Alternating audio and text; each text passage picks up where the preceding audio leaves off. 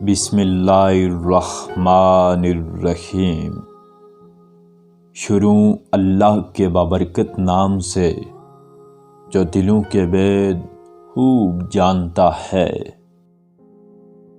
حضرت خواجہ ابو الحسن نوری رحمۃ اللہ علیہ فرماتے ہیں، تم کو بندگی کی صفائی دھوکے میں نہ ڈالے، کیونکہ اس میں خدا کو بھول جانا ہوتا ہے۔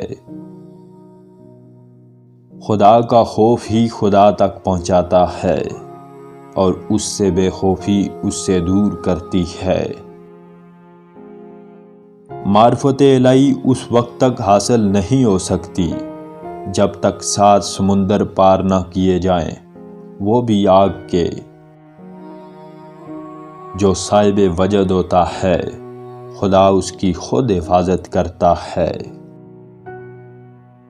دنیا دشمنی اور خدا دوستی کا نام ہی تصوف ہے۔ عیادت یہ ہے کہ دوست کا مرض اپنے اوپر لے لیا جائے۔ وہ عمل جو کہی ہوئی بات کے مطابق نہ ہو، وہ عمل منافقت پر مبنی ہوتا ہے۔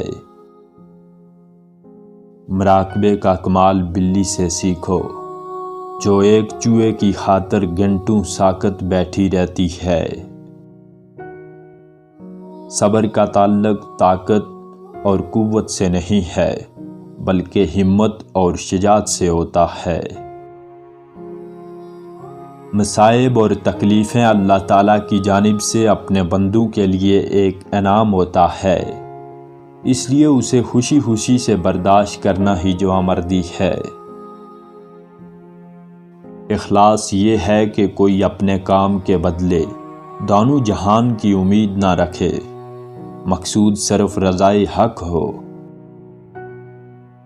صوفی وہ ہے جو نہ خود کسی کی قید میں ہو اور نہ کوئی اس کی قید میں ہو۔